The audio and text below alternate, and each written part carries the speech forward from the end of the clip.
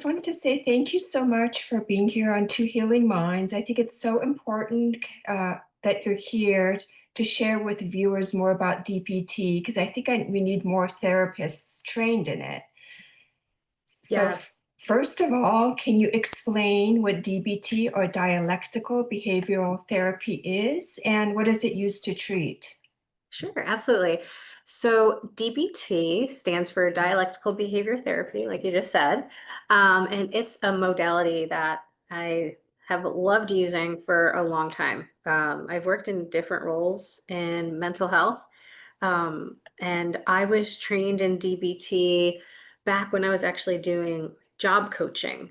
And so even back then in a job like job coaching, where I'm helping people with various mental health issues seek and find employment, it was helpful.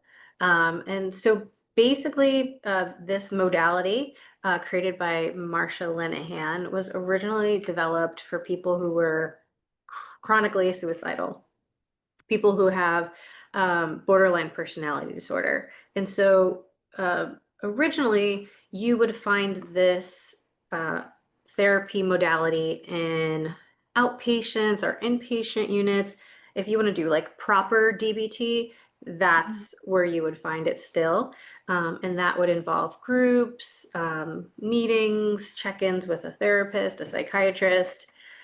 Um, but it's a skill-based therapy. People seem to really like that because there's always something new to learn. And it's really practical. And I love it. I've been using it for 15 years in my own way. And I agree. I think most therapists should know their way around a DBT manual. Okay, it's interesting. It's just based on my research and my own personal experience. It didn't seem that too many were experienced in it and finding programs. And also, is it geared for people that have anxiety, chronic depression, PTSD, those also?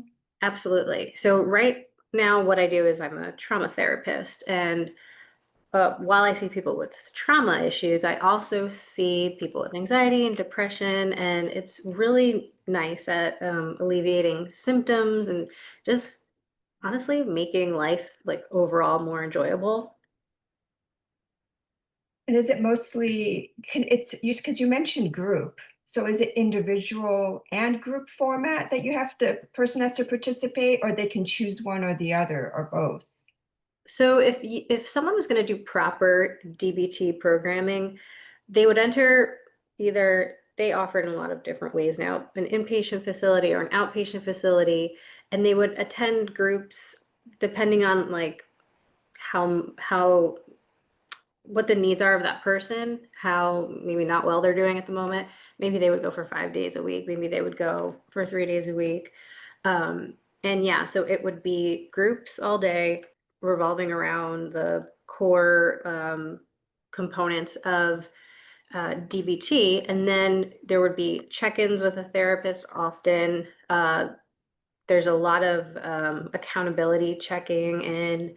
But a lot of people learn DBT and then they apply it to like therapists, they apply it to the work that they do in like individual counseling. So honestly, you'll see it everywhere now.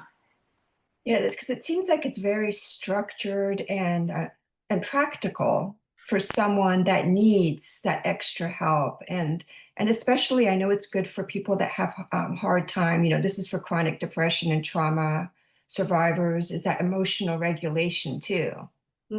Yeah, yeah. There's there's core parts of DBT, and that includes mindfulness, distress tolerance, emotional regulation, and interpersonal effectiveness. Um, and so you put all those together, and those are like the four main categories of DBT. And each one of those will touch on, um, managing depression, anxieties, those really big feelings that feel hard to manage often. Can you just briefly, okay, I know, so mindfulness, just stress tolerance, and Emotional emotional. Oh, yeah, regulation. that's the one I just said. I should know that one. And then, can you just briefly talk about is there like an order of stages, or it just? Oh, you go through all of them with The each way client. I do it, because every client is different when they come to me, they might not need any work in interpersonal effectiveness. And it might be a lot of like internal work that they need, because sometimes with even borderline personality disorder, um, I don't know if you or your audience knows a lot about the personality disorder, but a lot of times those are the people that you would see most often in and out of like psychiatric hospitals. So they have often big emotions, like fears of abandonment, and a lot of times they, in an effort to connect, they will act out in anger sometimes. So interpersonal effectiveness is a lot of times huge for that population. But a lot of times in individual counseling, what I do, people, maybe they'll need that, but not to the level that they would need it in a program. So I do a lot of the mindfulness and distress tolerance and emotional regulation. That, I mean, I do that with every client that I see. So you tailor it based on the diagnosis, and then you Yeah, based on, determine which one you need to work more with the person then. yeah, absolutely. Yeah. Depending on, like, let's say someone with anxiety, I don't want to generalize, but a lot of times they might, honestly, someone with depression too, they often benefit from mindfulness, because with mindfulness, it just kind of brings you back to the moment. It makes it so that you're not stuck in your head and you're not ruminating about the things that scare you or the things that have maybe made your life hard. So mindfulness is my favorite. Yeah, and that's something I was just thinking of, if somebody has had like severe depression and anxiety. And when Mhm. you talk about mindfulness, can you explain to people? Because some people might think, oh, mindfulness, when I'm focused on my emotional pain, I'm so focused on this distressing event, that's my mindfulness. So Mhm, how can mhm. that be it's actually easing someone? I mean, easing someone's pain or their emotions. Yeah, yeah, I know it sounds like counterintuitive Yes. to say, okay, well, be mindful.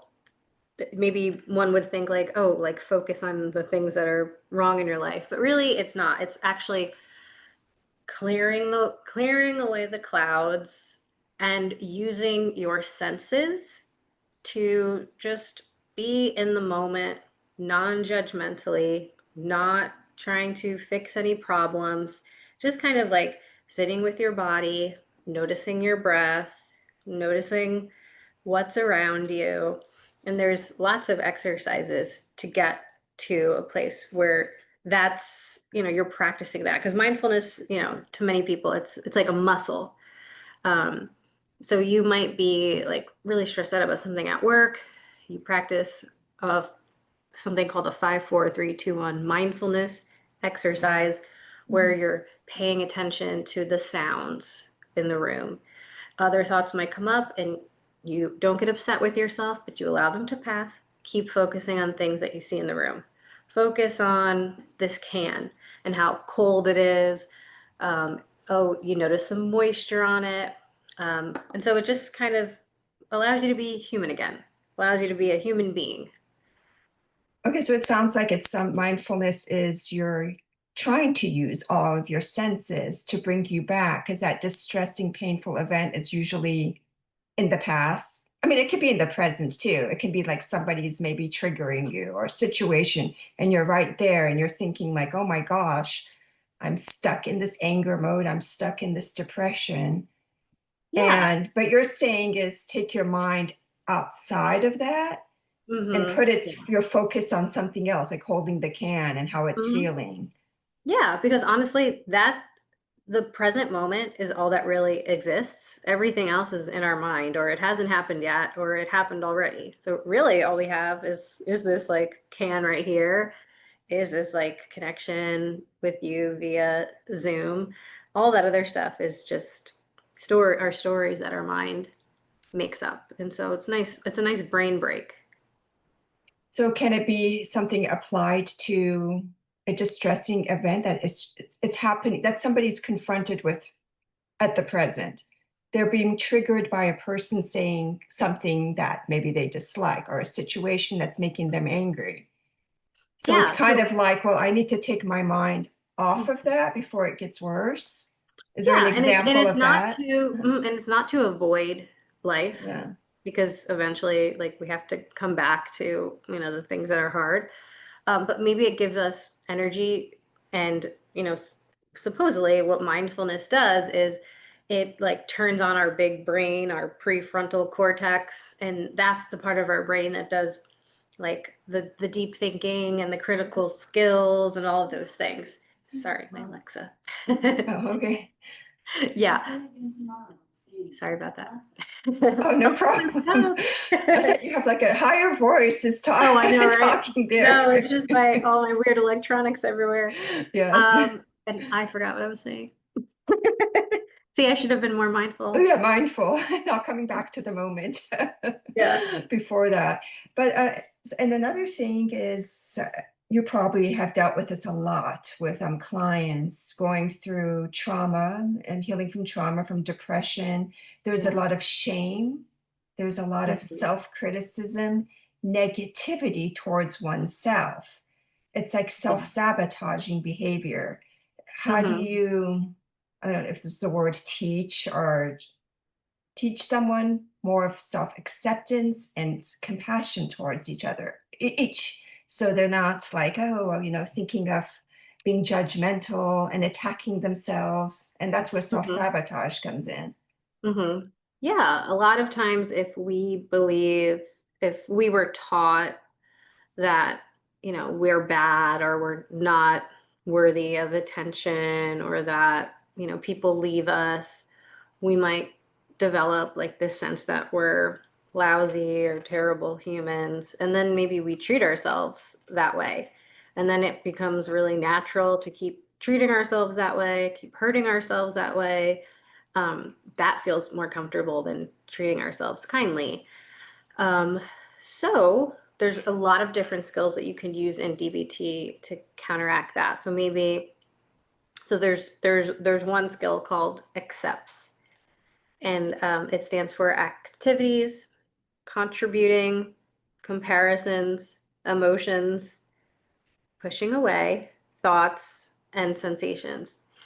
And with that, it kind of asks the person to use these skills, and I can kind of like briefly go through what they mean Yeah, that would be to, great. Even if you yeah, have like an example, like for instance, you had a client that came in that had this and you used the accept skills on him and probably break it down based on that, yeah, their sure. one of their experiences. Mm-hmm. Yeah, so I'll let me think of, I could think of my own, I could probably think of my own issue. Oh, Because yeah, yeah, there was no, a time, just, yeah, any. honestly, yeah, absolutely. There was a time I use DBT on myself, like all every day. I use DBT on myself. It honestly is a lifesaver for many people, a lifesaver for Yes. me. Um, and like these skills allow you to find enjoyment in life again. So let's say someone got a new job and they feel like they're not doing so great in it, and now they're like dreading the work, and it's just making them like self-loathe and all of those things. So this is just on a whim, so Hmm. I'm gonna like be creative Yeah, here. it just helps to go through Yeah, those yeah, steps when you absolutely, have a, right? yeah, that's Yeah. fine. Yeah, so A is activity. So it's do something that takes up attention. So it's kind of like um, a healthy way to distract yourself with activities. So instead of sitting after work and like worrying about what the boss is going to say about me, or like what are they going to think about my work, maybe after you get home from your job, you decide to, in a really mindful way, in a really present way, bake a cake. It doesn't have to be, this all expensive thing. You go to the Dollar Tree and you get some, baking essentials that maybe cost like $3, and you just use that activity and allow yourself to feel pleasure in it. You want yourself to feel pleasure. You want to notice any pleasurable sensations. You want to notice any positive thoughts that come up. You want to be present with that. And even if you don't feel like it, you do it. You do this activity because it's a not that we want to distract ourselves all the time, but it's a skill that's definitely useful. So contributing. So the next one is helping someone else. So a lot of times compassion, when we give compassion, when we connect with other people, that can take our mind off the pain that we're experiencing. Sometimes we can help people that maybe are going through something even more difficult than us, and it gives us a perspective. So maybe complimenting a stranger or volunteering or even texting a friend that you know is going through something hard. So maybe that would make me feel a little bit better. Oh yeah, and Andrea, excuse me for interrupting. So with these skills that you're going through for the example, is the person choosing which skill they want to use? I mean, they're not going to go through all of them, obviously, right? Yeah, yeah. Or they You know have to what? check mark or Right. no, no, no. Yeah, yeah. That person can absolutely, if they want to use all these skills, they could, Uh-huh. because you kind of could spend a whole evening just doing these. But you just if I was the well, I am the therapist. If I was the therapist for this person, my imaginary person, we would do this in we would do this together. We would come up with activities. We would come up with ways to contribute. We would come up with um, ways to flip your emotions. So we would do this together. That way they could pick and choose like a menu, like, oh, Mhm. like this is easy. Let me grab for this. But yes, you probably don't have to do all of them, but you might do one, you might do five, you might do all of them, you might do two. But yeah, Okay, okay. I mean, that's nice to know. So there's not the pressure of like, oh, and what do I need no, to do next? Oh, yeah, yeah, I yeah. know. No, it's such a great tool, DBT, because there are literally just so many variations of all Mhm. of these like skills. There's just people that are creative out there making their own versions of these. It's so fun. Yeah, it is. No, it totally sounds like it. That's why I wanted a video about this because I know it's helpful and more information needs to be out there about it. Mhm. And Yeah. then so you went through A, C, and then there's the C, hmm the And next then C, the other C would the be other C. compare. And so,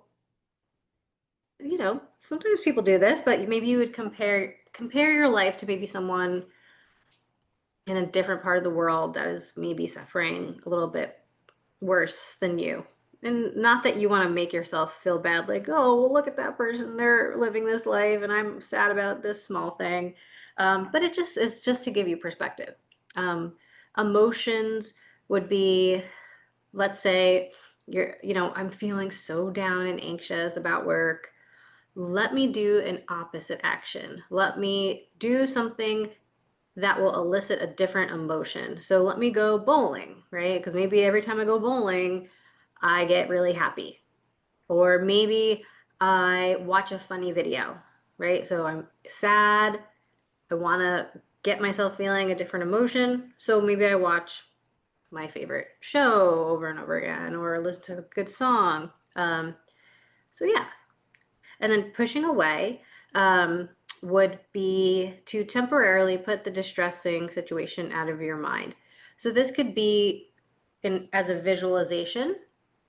You could imagine putting whatever is causing you to feel sad or anxious that day, closing your eyes and imagining a container of your choosing. Maybe it's like a box, or some people have been that I've worked with have chosen like a cereal box or a barrel, anything. And you put whatever is bothering you into that container and you just acknowledge, like, if it feels a little bit better, close it up, put it away. And not that we're pushing it away forever, but at least, we have a place to store it for now. And then thoughts would be distracting yourself with different thoughts. So I do this a lot on planes, right? I'm a little anxious on planes, and so in my mind, I'll go through the alphabet and I'll do something that like kind of asks my brain to work a little bit harder. So I'll go through the alphabet and I'll name like fruits or vegetables you know, A, avocado, B, banana. Oh, And interesting. Okay. yeah, and so doing those types of things, like a puzzle or something that is a little, pushes you a little bit.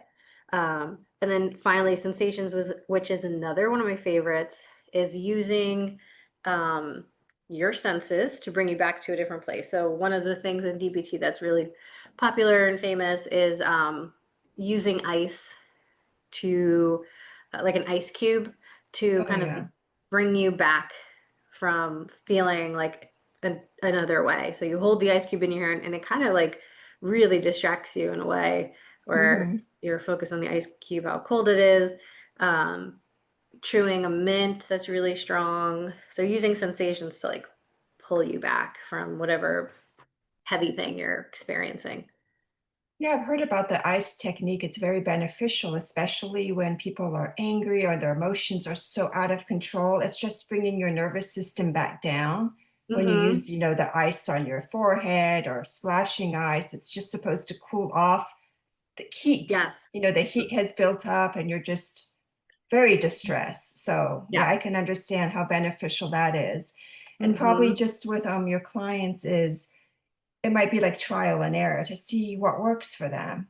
Because some Mm-hmm. people might not be able to just sit there, and you were speaking about visualizing. Yeah. Maybe they're more energetic. They need to just kind Mm-hmm. of release something and do more of an activity. So it probably varies from Yeah, you're so whoever the right. Yeah. person is. Yeah, you're so right. And the good thing about, having a counselor who has done DBT or maybe a more seasoned counselor is they will pick up on those things and they will make sure that you stop the activity, right? If that person's having it like this is making them feel worse, okay, we stop there, but then we have 100 other things that we could try. So there's really no limit with skill-based modalities. It's yeah. Yeah, that's You what's know good you're going to about someone, it. I feel like you know you're going to someone Uh, who is competent, if they're well versed in DBT. yeah, it just seems like there's so many like options, and it suits most people. It really So, does. and just, I know you already spoke about mindfulness and you already spoke about it briefly. How can someone, let's just say that someone, if they're going through severe depression, clinical depression, and it's just like a daily struggle, it's like Hmm. they're stuck in that mode day by day, and they still haven't gotten a grip to regulating their emotional pain. So it's constant. Eventually down the line, maybe it might be once a week, once every 2 weeks, but they're at that stage where it's just like every day their Yeah. emotional pain is their primary focus. And I know you've already talked about it briefly. So how can they like detach from being always in crisis mode, where it feels like every day I'm in crisis mode Yeah, yeah. with Yeah, mindfulness? depression is definitely can be a beast at times, and often it takes like quite a while to feel relief from depression. Um, and so if someone was using mindfulness to manage their depression, I would probably suggest that they make a log. And this is also a DBT skill in a way. It's Mhm. called accumulating positive experiences. Oh, interesting. Is maybe throughout the day, you create this like piggy bank, like in your mind, or you could do it in real life, of all the things that day that felt good, even if it's small. So the first sip of your coffee in the morning, or you're walking down the street and you smell lavender, or someone smiled at you. So you're accumulating positive experiences throughout the day, and it helps your nervous system to detect more safety, to instead of detecting like pain and things that are going to like make our depression worse, we're kind of like training our mind and our nervous system to seek out the good. Yeah, so just to kind of get away from that fight or flight response, that it's like you feel like it's constantly there. Yeah. Like it just doesn't go away. So Yeah. I mean, that's a good way. So as you said, it's like almost like a journal, like end of the day, you're like, I was Mm-hmm. able to get out of bed and it Mm-hmm. wasn't as hard as yesterday, or able to take a shower, or I had a Right. good meal, like things like Mm-hmm. that. What people, Yes. other people might take those things for granted, but you're thinking like, hey, these are working for me today. Mm-hmm. Absolutely. And Yeah. it's just like little, very little by little with other things too, right? Like maybe that person needs medication or Okay, so just going upon that last question, we know DBT is also effective with self-sabotage and self-harming behaviors. Mhm, So if somebody's going through these patterns, they're struggling with it. mhm, So what is like the first course of action that you would help? mhm, mhm. Yeah. So, in proper DBT, there are these note cards that you would use. I don't necessarily use them because it's like as a therapist, like I would have to maybe check in on those more often, and that's really not what you do in individual counseling. But one of the things that I take from the note cards, I forget what they're called, but they're on note cards, is there's a place on the note card where you fill out different information. It's basically like what skills you used that day.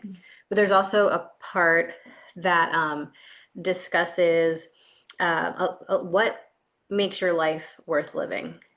And so a lot of times with people who are at a point where they're like self-sabotaging and they're self-harming, that would be something that we would probably first work on.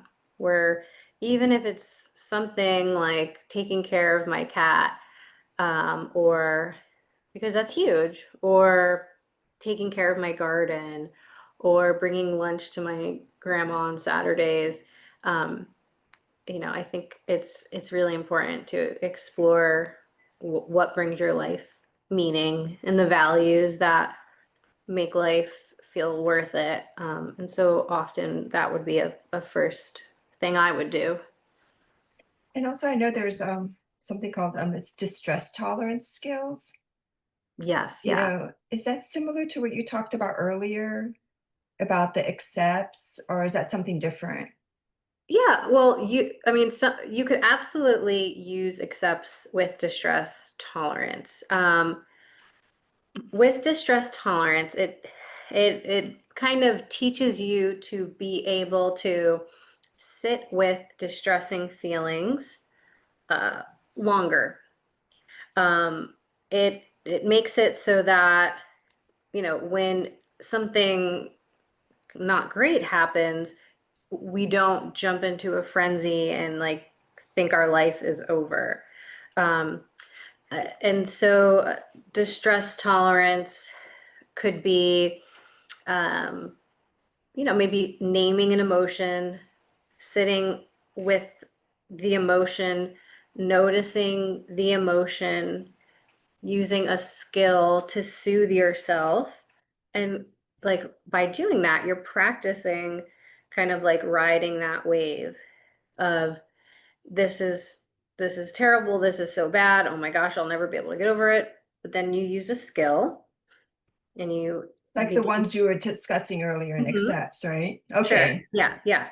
Or any of the other like really wonderful skills that they have. Um, and you kind of learn the more that I'm proving to myself, because really that's the only way to learn. I like CBT, but with CBT it's more, like it's a lot in your head, right? Like I'm gonna Hmm. reframe a thought, and that's really helpful.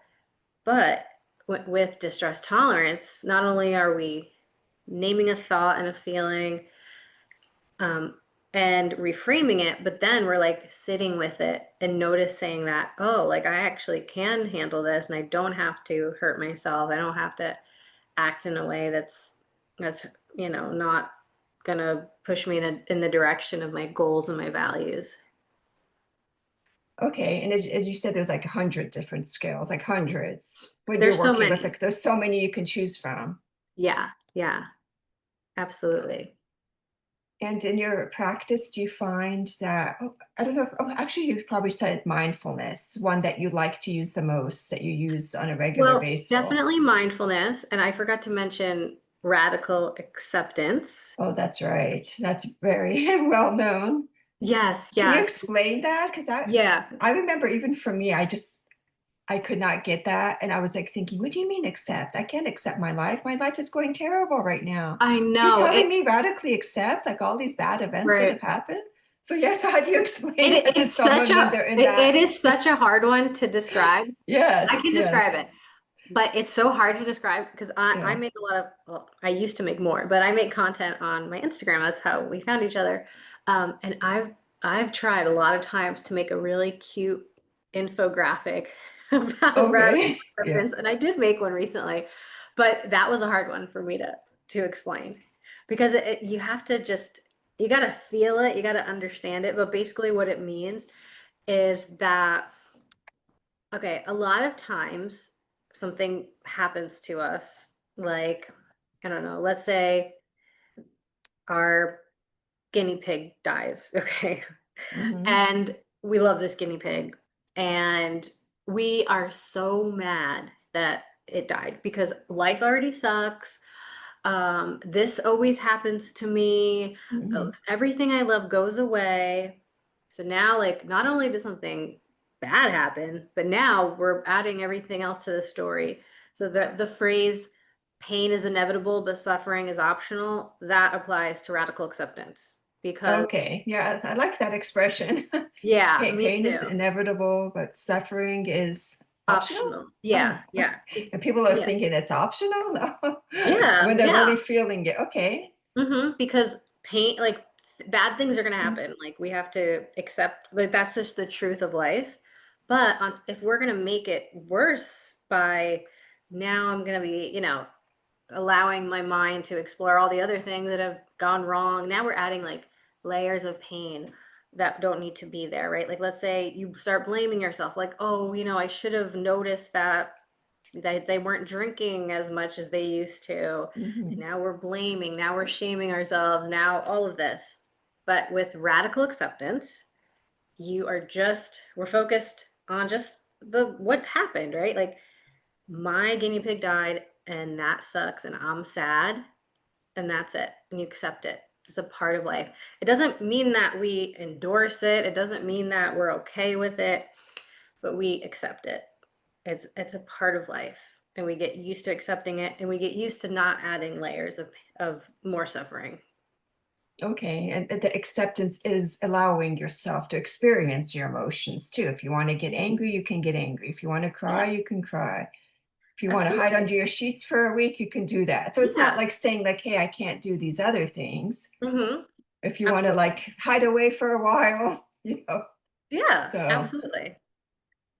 but still, but as you said, but not just adding to it in other areas of your life of saying, well, like I see this here and this there, and Hmm. making Hmm. the situations okay. So that's a tough one. Probably you Yeah, have clients that have to really work deeply on that to get to that point. absolutely. Yeah, because a lot of times people's lives are pretty bad, honestly. And so they're kind of used to creating the story in their mind that everything is bad or it's my fault that it's bad or Um, so it's like, kind of changing the narrative. Um, and yeah, radical acceptance sounds weird, Oh but yeah, so it when you sounded weird for practice, me at a yeah, when you certain time. practice it enough, it's like, oh, you know what, that makes sense. It's just truth. It's just the truth of life. Yeah, and I think it becomes easier with healing. Maybe in the beginning stages is a tough concept to grasp, Yeah. but as you go along with the healing, then it's like, oh, I get it. I get Hmm. it. Maybe I couldn't get it right away. I'm in this intense Hmm. state. I mean, it's still Yeah. fresh, Yeah. you Yeah. know? It's like you bring it all together and then it really works. And Marsha Linehan, who created DBT, initially um, she did not disclose that she has borderline personality disorder, but later on in her life, Mm. she did disclose that she actually also like struggles with the same things that she Oh, created this modality for. okay. Oh, I didn't know that. Oh, Well, that makes it interesting. Maybe that's why she developed, obviously, things that Yeah. worked for her. Hmm. And since your specialty is working with trauma survivors, how do you help them navigate interpersonal relationships like that have been damaged, or help them build trust, developing new relationships because maybe others ones have been damaged, and to maybe create that assertiveness to do that? So I guess Yeah. it's both, it's two questions. The people that Mhm. are in now that they feel like it's like severed relationships with certain family members or friends, and Mhm. maybe once it's severed, that's it. Or maybe it can be repairable, and building the trust for new ones. Yeah, yeah. And those would be some of those interpersonal skills that they would develop. Like it would be like a mix of like exploring boundaries and Right. exploring um, you know, what we will and will not accept in terms of like behavior from others, but at the same time, Hmm. we take perspective, we listen, we apologize, and so uh, a lot of times with people who have experienced trauma, a lot of times those traumas are related to physical or different types of harm from other people. And so it takes a lot of work. It No, takes, no, it does. it And would probably, those are like lifelong, probably, but I think like recognizing safe people, recognizing like how your nervous system reacts around different people. Like, oh, when I walk in a room and this person's in the room, I notice my stomach hurts and my hands start to clench up. As opposed to when I'm with this person, I feel like I could be myself. I feel like I could breathe a full breath. yeah, so it's like almost an intuitive sense. And Mhm. boundaries, we see that everywhere. Like on Mhm. social media, Yeah. it's like out there. Everything is about Right. It's setting so popular. boundaries. Yeah. And it's so extremely important. And obviously, some people have harder time than others, Yeah. but they have to recognize it. And you probably have to work with them on assertive skills, whether it's at work, with family members, Sure. with Mhm. friendship. So that's what you have to, Mhm. like, Yeah, what, right. Role identify playing. it, right? Yeah, and role playing a lot of times. Role Okay. playing different scenarios and how would you react, and sometimes practicing can make it feel like easier once you get there. You know what to expect and how you might react in different scenarios, and then you're more prepared. You feel more prepared. Okay. And I was just wondering, do you think a lot of therapists are trained in DBT? Or I don't know, it just seemed like it's not a common practice. What do you think? Or, I think more people are getting trained in DBT. mhm. You can honestly, as a therapist, there are so many resources out there that you can honestly just, I don't want to say train yourself because, of course you want to Oh, get good, you need good you training. need to be certified, right? Well, you don't need to be certified actually. Like, I guess Oh, if I went through Marshall Linehan's training, like self-paced virtually a while ago. So I have a certificate. But a lot of times, you can get like a continuing ed credit in DBT, like maybe it's just in distress tolerance, or maybe it's just in mindfulness. Um, but I think the way therapy is heading, it's less about like um, that just working with thoughts, the brain, like logic, and it's more becoming like a whole body holistic approach. And with yes. DBT, it considers all of that. And so I think more people are getting into it, I hope. Yeah, But yeah. if they I don't know. don't, It that's just seemed okay. like it wasn't when I was Yeah. looking up information about it, Yeah. but it But you seems know what? like It's also they should expensive. use it, not It's just with CBT. yeah, but it's expensive.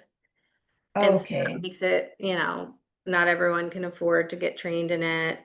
But you know, but some therapists, that's just not their thing, and that's okay. Yes. Well, good thing that you're doing it. You're providing it. Yeah. Yeah. And just the last question, Andrea. So if you were supporting someone that was feeling hopeless, burnt out and unsure where to start, which is very common in depression, what is one skill in DBT that you could help them right now to feel more in control of their emotions and their life? I know Mhm. you talked to, you said there's hundreds. Yeah. So maybe I would talk to them about, in the realm of mindfulness, doing, like, after they get off the session with me, do each thing that they do mindfully. It's called like one thing mindfully, right? And you could do, there's literally, you could do anything mindfully. And so a lot of Mhm. times I'll suggest dishes, and this, because, a lot of times we do the dishes and we're like, wow, this sucks. I hate doing the dishes. Yes. Um, I mean, or at least I don't like doing the dishes. Yeah. But maybe I would suggest them go do the dishes and try and be completely into the experience. Don't don't add any judgments. Don't add any, like, oh God, like I just did the dishes like 20 times like already today. Oh, Those, wow. those thoughts might come up, and that's okay. Mhm. You're not going to judge yourself. But as a cloud in the sky, you're going to allow them to pass, and you're just going to be present with whatever task you're doing. Maybe it's a domestic task, or if you want to make it pleasurable, my favorite place to practice one thing mindfully is in the shower, because there's so many sensory things that you could do while you take a bath or a shower. And so maybe with each step, it would be like almost like a spiritual experience where you go in and you put the water on your favorite temperature, and you like notice that, and you say, here I am putting the water on, even if you have to say it out loud. It's Mhm. you getting used to being in the moment. I'm putting the water on. I'm noticing how it feels. It feels really warm. This is my favorite temperature. And then you get your favorite body wash, and you put it in your hands, and you're like, oh wow, I just like love the beads. I feel the beads. I'm smelling it, and it smells like grapefruit, and I love grapefruit. And you just do that for the entire shower. And it makes it feel longer, Mhm. because we're slowing down life a little bit in a good way when we're mindful. Because as adults, we're like, oh my God, like we don't even notice flowers anymore. Yes, there's just so much to do and you're Right, feeling right. rushed. Yeah.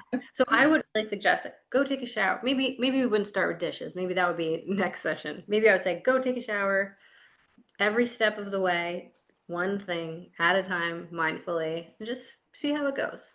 No expectations. Okay, that's a good suggestion. And also, Andrea, can you please share with the viewers if you have a website or your social media feed or. Hmm. Yeah. So I'm really easy. I don't have a website. I just am Mhm. on Instagram, and I have my practice in New Jersey.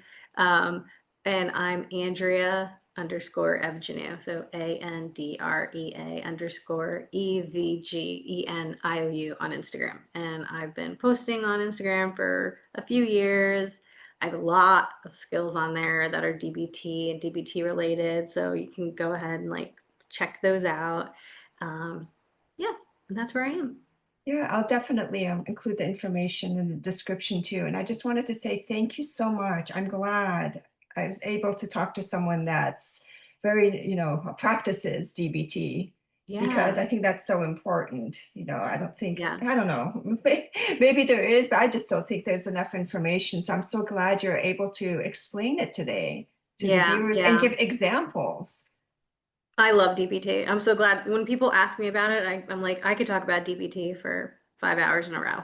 So Yeah, no, it is very useful. That's why I liked yeah. it. I was like thinking to myself, I have to find someone that's good at DBT. It's a very important skill Hmm. to be Hmm. able to use. And so, again, thank you Right. so much.